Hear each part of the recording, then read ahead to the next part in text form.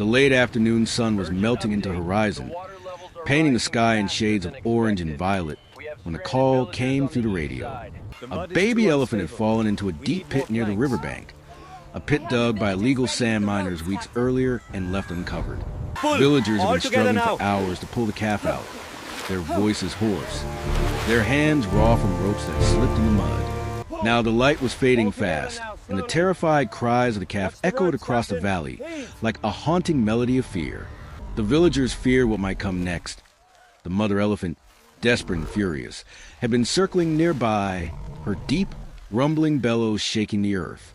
The river, swollen from the recent monsoon, was slowly flooding the pit. Time was running out. At the other end of the radio, Captain Ion of the heroic rescue team dropped his mug of tea, his face instantly tightening with focus. "Gear up," he ordered. "We move now." Within minutes, the rescue truck roared to life, sirens slicing through the humid evening air. Beside him sat Meoww, the youngest but most empathetic member of the team, clutching her tranquilizer kit and a flashlight. The drive through the dense jungle was treacherous, slick roads, fallen branches, and fog rolling like ghosts, but they didn't slow down. Every minute felt like another heartbeat slipping away from the calf. "We'll make it," Ion muttered, eyes fixed ahead. "We have to." As the headlights cut through the mist, the team could already hear the distant cries of the elephant family. No one spoke after that. Every rescuer knew they weren't just racing against time. They were racing against death itself. When they arrived, the team was greeted by chaos.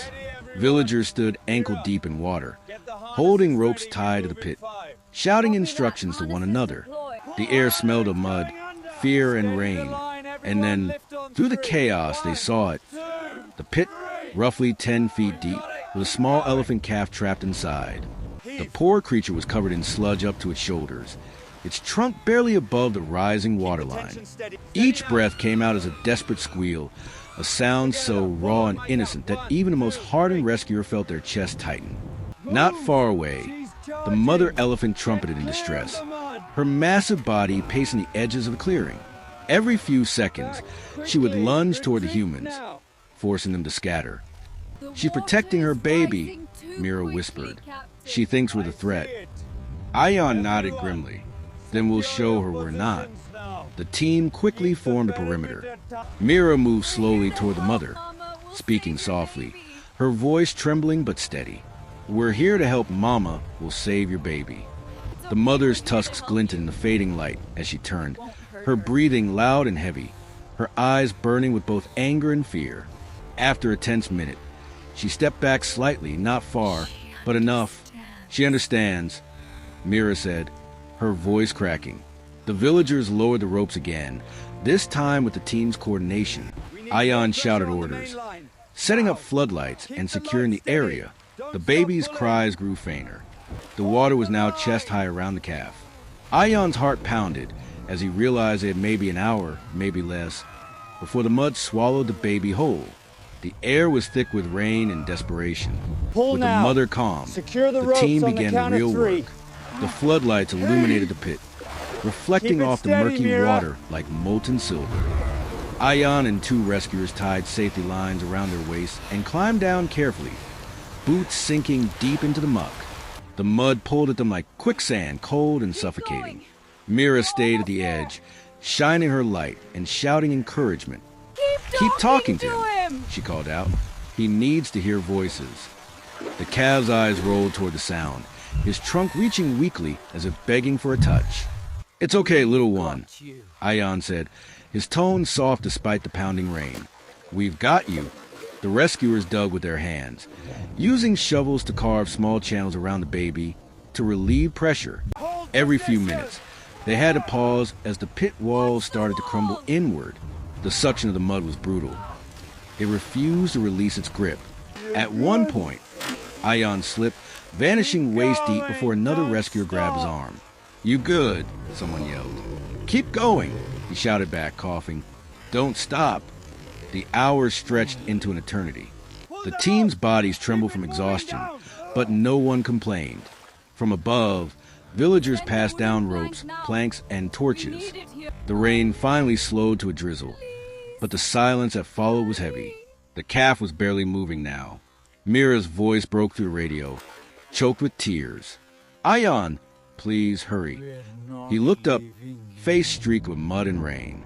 "We're not leaving him," he said. "Not today." By the time dawn's first light spread across the sky, the pit had been transformed into a muddy battlefield. The rescuers had dug a narrow ramp-like slope on one side, their muscles aching, hands blistered and bleeding. The baby elephant's body was trembling violently from exhaustion and cold. Ion motioned to Mira. "We're ready for the lift," he said, his voice hoarse. The team secured thick ropes beneath the calf's belly, taking care not to hurt its fragile legs. "On my count. 3, 2, 1, pull." The ropes tightened, creaking under the strain. The calf let out a piercing cry as the mud resisted like an invisible monster. "Don't stop!" Mira screamed. Every muscle in the rescuers' bodies burned. The ground shook as the baby's weight shifted. Inch by inch, the calf began to rise, its body sliding up the muddy slope. "Almost there," Ion shouted, his heart thundering in his chest. Then, snap, one of the ropes broke, throwing 2 rescuers backward into the sludge. Gasps erupted from the villagers. The calf slipped, its legs flailing in panic. Without thinking, Ion dove forward, wrapping his arms around the rope that remained. "Pull with me," he roared. Every hand joined in, villagers, rescuers, even Mira. It was raw, human power against nature's resistance. With one final desperate heave, the baby elephant burst free from the pit, collapsing onto solid ground. For a long, breathless moment, nobody moved.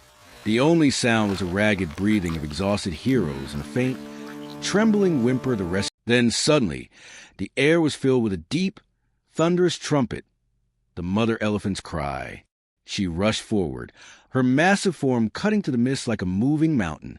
The rescuers froze, unsure whether to run or stand their ground. Ion raised a hand. "Hold," he shouted. The mother skidded to a stop, her trunk reaching out, trembling as she touched her baby's head. The calf answered with a weak, loving rumble, pressing its tiny trunk against hers. The sight broke everyone's composure. Tears streamed down Mira's face as she watched the mother nudge her calf gently, checking every inch as if to make sure it was real. The sound that followed, low, resonant, filled with emotion, was not of rage but gratitude. The jungle seemed to pause to listen. Birds stopped their calls, and even the river's noise softened. The mother elephant turned her head toward the rescuers, her eyes glistening with moisture. For a fleeting moment, human and animal understood one another perfectly. 2 species connected by love and life. Slowly, she lifted her trunk high into the air, releasing one long, powerful trumpet that echoed through the valley like a song of thanks. Every person present felt it deep in their chest. No medal or reward could ever equal that sound. The rescuers stood silently as the mother and calf began to move toward the forest. The baby stumbled with each step, still weak, but the mother guided it patiently, her trunk always near, her movements protective and tender. Just before disappearing into the thick green curtain of trees, the mother turned once more.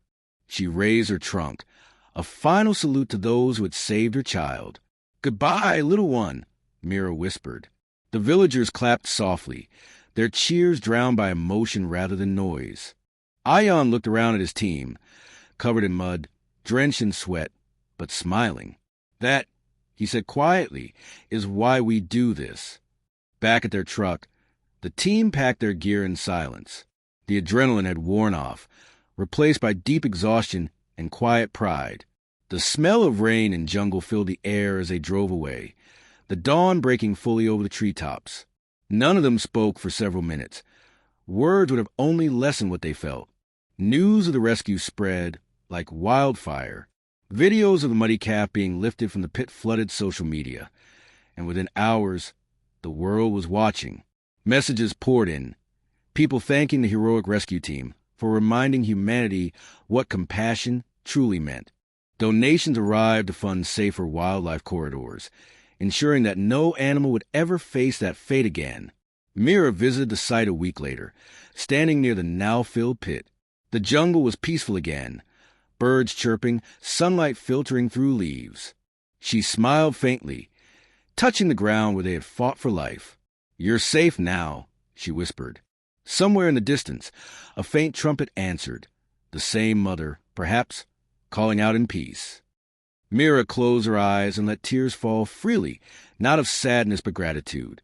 The rescue had become more than a story.